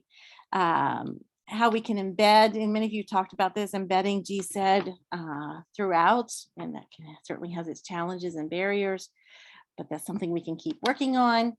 How we align all of this with underlying values, and through all of this, we hopefully can embrace a growth mindset and focus on the lifelong learning around GCED, not just the time that we have them with us in our formal schools. So those are just some strategies to consider. Now it's your turn again to go back into country discussions. You have a different Google Doc this time. And so if you can, and let's see if we can get the link there in the chat again. Thank you so much, Danting. So if you will use that and go back into your groups and discuss some of these questions, this is really important because this is about the actions. What actions are we going to take to try to affect systemic transformation around GCED? And we also want to know a bit about commitments that you can make. And we would love to follow up then with you all, perhaps through a network, through email. We'd love to follow up with you down the road to hear how this is going for you, and how we can continue to support each other in taking these actions. But for now, if you could please go into your groups and discuss actions and commitments for how to take this forward.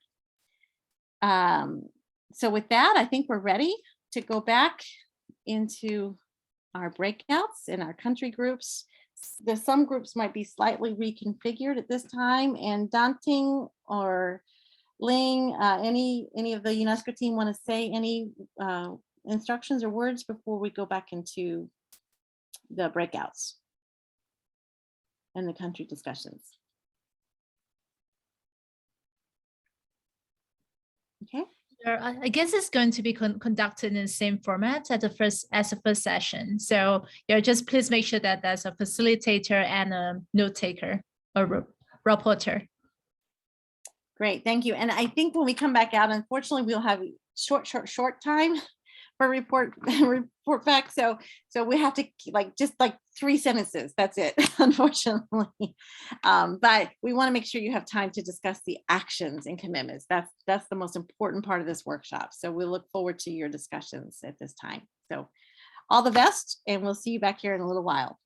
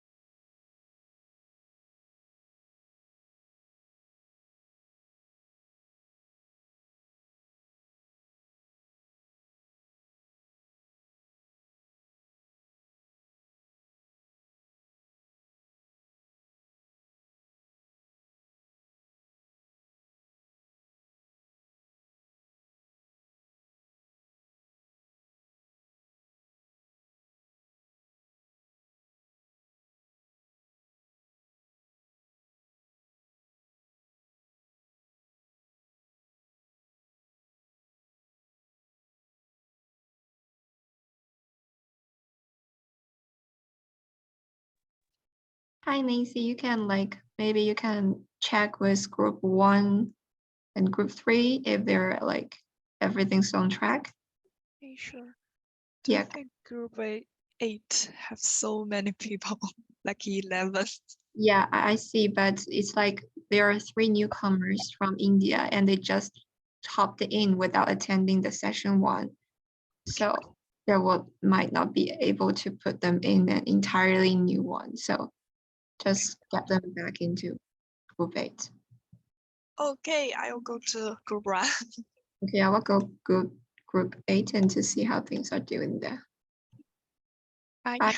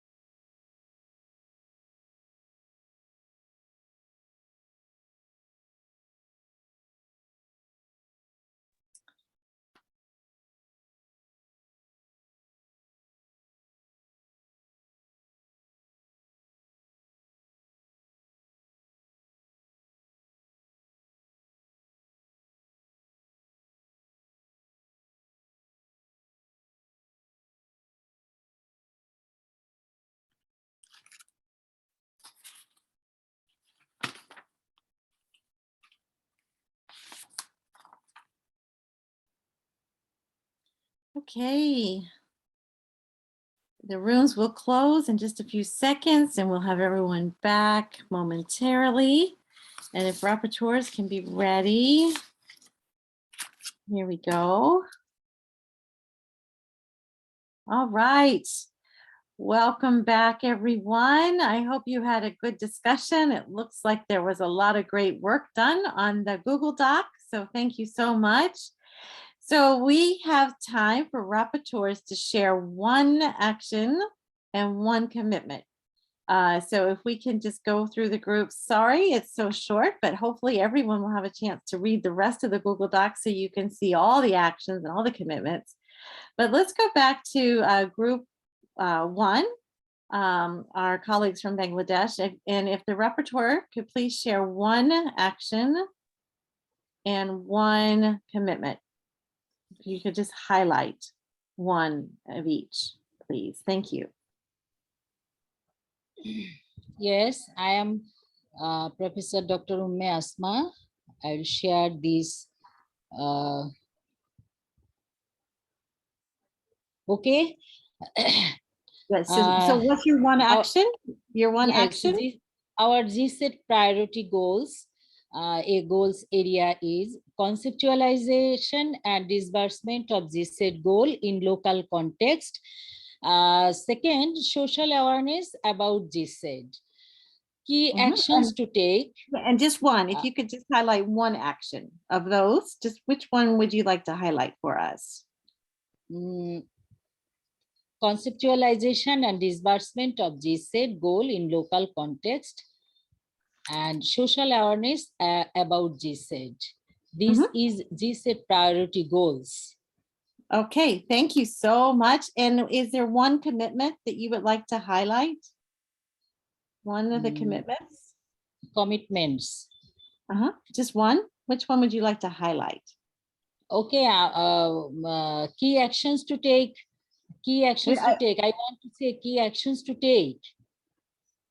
Yeah, if you go to number 6, which of the commitments would you like to? Number 6, promote government initiatives related to GCED and fostering the GCED network in Bangladesh with help of UNESCO and other international organizations. Excellent. Wow, thank you so much. Yeah, thank you so much for sharing that and for the hard work of your group. We really appreciate that. Thank you very much. Let's go to group 3, our colleagues from the Philippines. And if you could go down to number 5 and number 6 and just share one highlight from 5 and one highlight from 6. All right, good afternoon. I'm Eleanor Baiten, the rapporteur for Group 3 from the Philippines. So since we are from the National Center for Teacher Education and one from Pangasinan State University and one from CIMEO, we're all trainers, teachers and trainers at the same time. So what we will be committing as, because you're asking only one, no?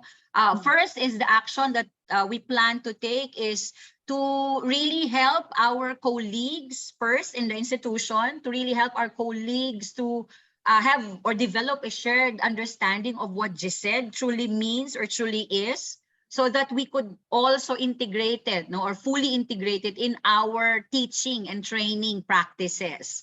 That's the action, no, that we would like to take. So I've mentioned in the group that we have already done initial steps in the university. And also CIMEO, as represented by one of our members in the group, also mentioned that they're also doing. However, we would like to intensify that. All right. And then commitment. So of course, we, as again, teachers and trainers in the field handling future educators of the country, we would like to, we commit ourselves to really ensure, no, or to ensure the integration of GCED in our practice as teachers and trainers. Thank you. Wonderful. Thank you so much. We really appreciate that and the recommitment on this from our teacher trainers from the Philippines. And then let's go to group 4, which is a bit of a combined group, Thailand and Philippines. And if you could go also to item 5 and item 6 and share just one highlight from each of those. Okay, the highlight of our key action is a build capacity building program. both introvert and extrovert, and we try to make a link between two programs together. We discussed with the Khon University, and we maybe set up 5-day program, 1 day for teacher educator and 2 days for student teachers in 2 provinces, and we combine together. And we hope next year we commit to make at least 6 workshops for pre-service teacher and 3 workshops for in-service teacher. Right. Excellent. Thank you so very, very much. So it's wonderful to see this focus on the teachers and teacher training. Thank you. And then let's go to group 8, which was our mixed group of several different countries. And again, if you could go to item 5 and 6 and highlight, and I know this is going to be hard because you were a multinational group, but highlight just one action and from number 5 and one commitment from number 6. Okay, so from a discussion, I can see that we share a lot of similarities in terms of the key actions that we choose to make, and also the commitments that we promise to implement in our country. So for number 5, we would like to highlight that we would focus on developing a curriculum that involves all relevant stakeholders to distribute and enrich the knowledge and understanding about GCED. And our commitments, we will share our good practices on GCED among schools, and also we would like to mobilizing technical and financial resources between schools and also between neighboring countries in order to really highlighting and making powerful impact on GCED, on global citizenship education. So that's from my group. Thank you so very, very much. And thanks again to all of the groups for your amazing work in today's workshop. You have worked very hard. I think you deserve a rest now. So thank you so much for your dedication, your commitment, your time that you have given over these 2 days for this workshop, and especially for the work you've just done in terms of identifying actions and the commitments that you're making. We are deeply grateful to all of you, and we look forward to hopefully continuing to keep in touch and following up. All of you will be able to maintain access to these Google Docs that you were working on today. We encourage you to go in, update those, follow each other, be a resource to each other. I know my UNESCO Bangkok colleagues will certainly want to follow up as well. So thank you again so much to all of you for your hard work in over these last 2 days.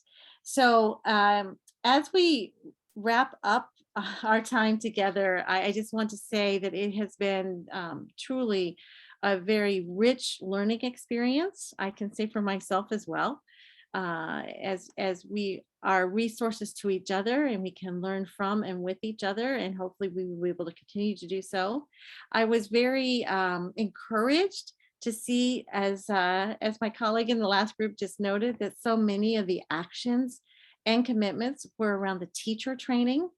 That fits well with the research that shows that in the end, the teachers are the ones that really are important in moving forward this agenda around GCED.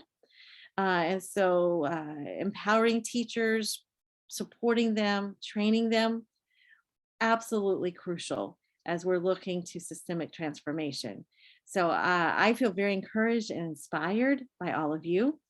And I invite at this time all of you to take just a moment of reflection and put into chat any kind of final thoughts you want to leave with each other, words of encouragement you want to share, any final lessons that you want to share with each other. So take just a moment and share some final words with each other in chat. So let me give you just a few moments to reflect on the learning over the past 2 days and your kind of final takeaways from our time together.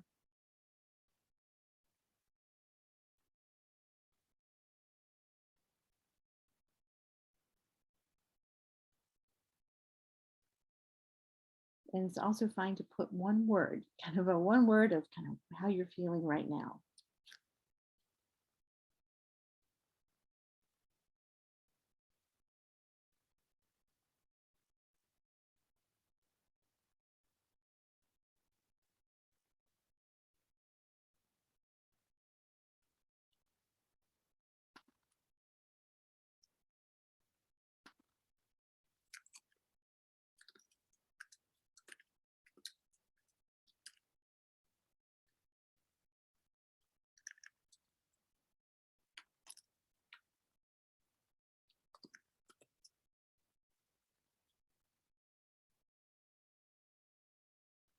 Thank you, Della.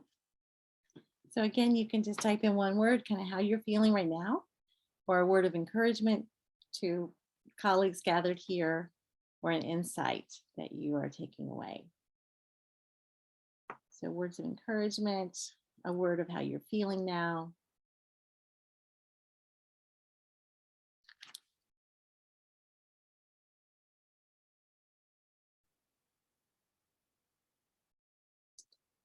And as you continue to share in chat, I invite my UNESCO Bangkok colleagues to also include the link to, if you want to evaluation, or I believe it's also already been sent out by email. I know we really appreciate if each of you could take even just a few minutes now to complete that evaluation form. We really value your feedback. That was very helpful. So thank you so much for sharing words of encouragement to each other, kind of words of how you're feeling now. So happy that was a meaningful session, inspired, that we're all, learners on this journey toward promoting GCED, feeling motivated, a lot to think about, revitalized, inspired, encouraged, happy, engaged. And yes, this is a moment when we can begin to be connected in this way to move forward our vision of the future. So yes, thank you so much for all of you who shared and also insights and takeaways. And thanks to the team who supported all of this. You'll see Ling has posted the workshop evaluation. Ling, any words you'd like to say about that?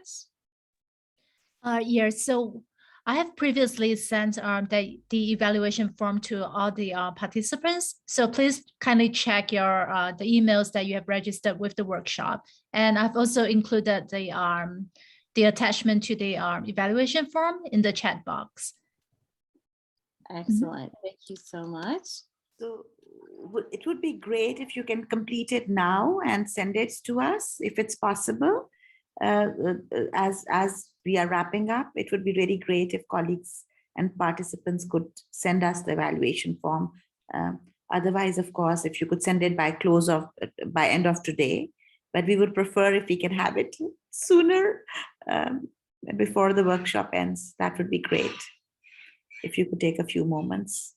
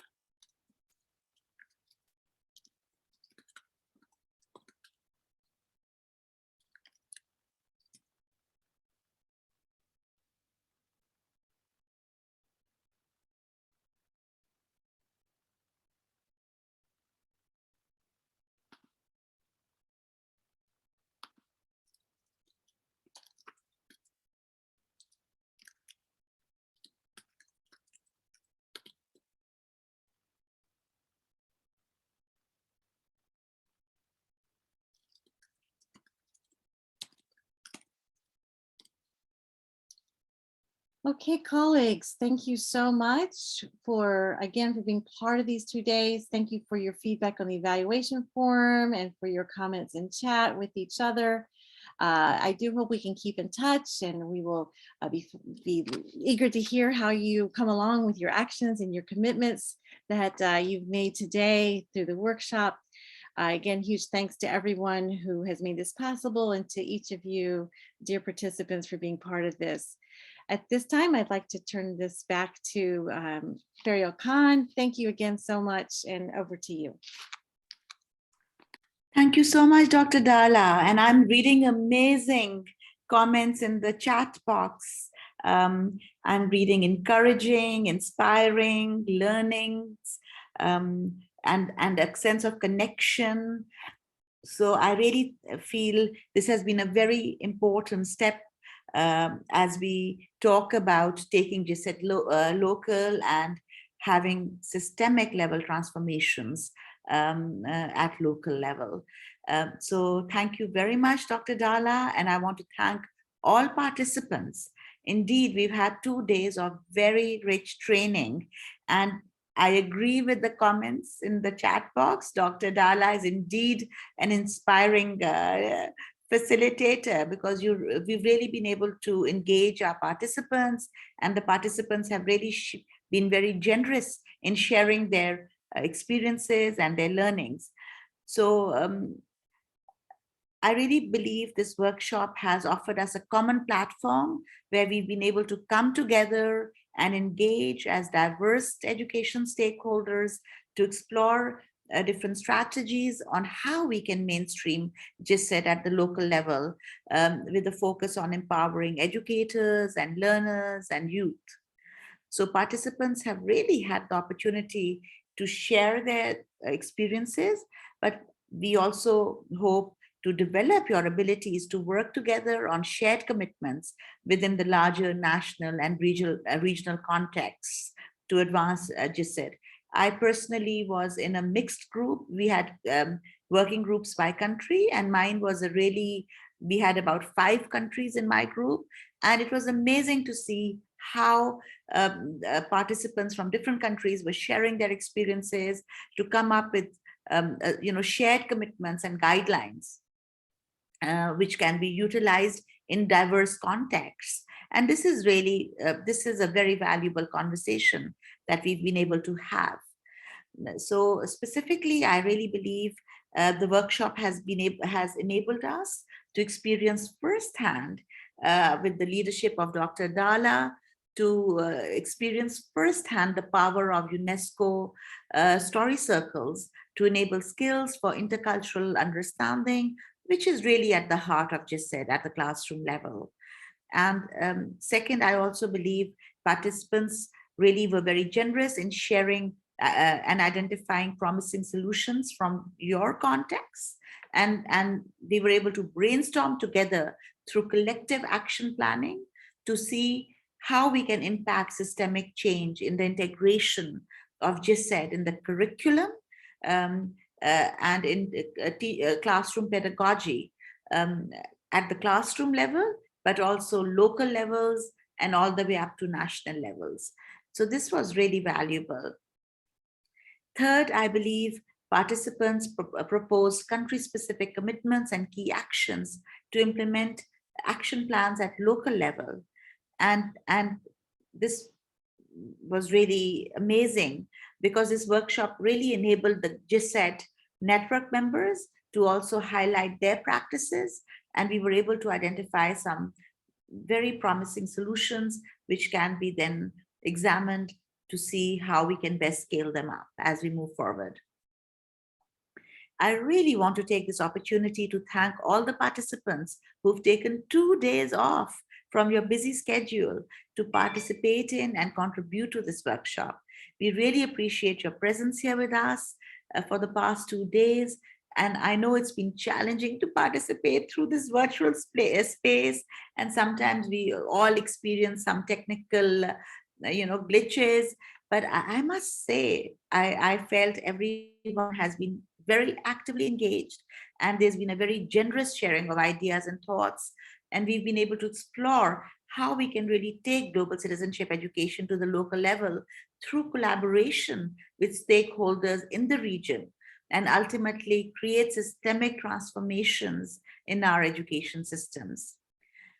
So I hope the participants, all of you, have also found this to be as fruitful and productive, and you are strongly encouraged to take the activities and the country plans and the strategies that you've developed and the learnings from this workshop to your national and local context, and brainstorm with your colleagues, students, fellow educators on what steps you need to take in your specific country to strengthen GCED at local levels.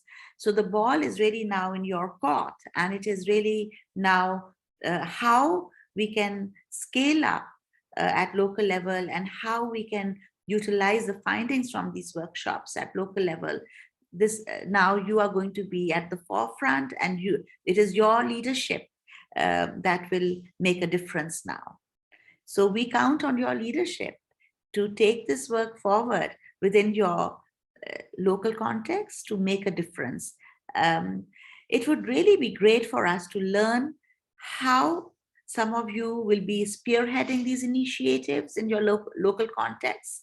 And if you have any updates or questions, please don't hesitate to contact myself, Ling, and we will be, happy to, see how we can support your work as you move along. We will also be learning from you as we move along together to achieve our goals for global citizenship education, to make our world a more peaceful and a sustainable one. I do want to share with you that we will have a Global Citizenship Education Network annual meeting, which is going to take place end of November or the beginning of December. We are just finalizing the dates with APSIO, and we will keep you updated on progress. And if some of you would like to share your examples, if you would like to include 1 or 2 examples of good practice from your context at the annual Global Citizenship Education Network meeting, we can please share your thoughts and ideas with us, and please, we will try to see how we can then draw on your experiences to inform our work as we identify priorities for next year for global citizenship education. So we will be very happy to include some of your initiatives at local level, and to include them, maybe we can give you the floor for a few minutes, either through a panel or through a short presentation. We can see what's the best way to do it, to utilize the learnings from this training. How are you applying these learnings, and how are the country strategies that you have developed in today and yesterday, how you are utilizing those and scaling them up. So we welcome your participation. If you would like to share your experience, we can consider how we can best do that. We can definitely bring on board 1 or 2 presentations. Last but not least, I want to thank all our colleagues at APSIO, the director, APSIO, Director Lim, Maggie Yang, all colleagues at APSIO, and all our colleagues at UNESCO Bangkok, Dr. Darla, who's worked with us, and all our colleagues at UNESCO Bangkok, specifically Ling, Danting, Ningsi, Keng, Job, and so many others. And I appreciate the leadership of the Chief of Inclusive Quality Education, Ms. Margaret Sachs Israel, who unfortunately is not here with us today, but who fully supports the work that we are doing in global citizenship education to advance sustainable development goal target 4.7. So thank you to all who have made this a success, and thank you to all participants. So you are now in the leadership role as we close this workshop. The floor is now in your, the leadership is now in your hands to take this work forward in your own context to advance GCED at local levels. Thank you so much for your commitment and for your engagement, and we look forward to collaborating with you. Thank you. Thank you all. Thank you for joining us.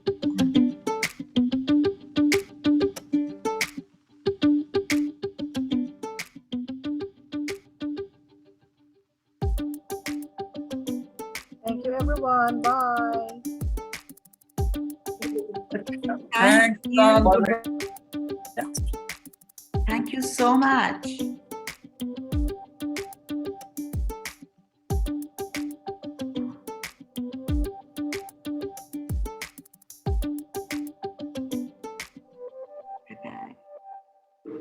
Thank you. Thank you, Dr. Dala. We really appreciate your amazing leadership. You're most welcome. Thank you so much. It was a pleasure. And the participants were amazing, so fully engaged. We've had amazing inputs. So maybe we can just wrap up this session. And Dr. Dala, we meet with you maybe today or now or another day. Yeah. We will be contacting you to set up a debriefing. Thank you.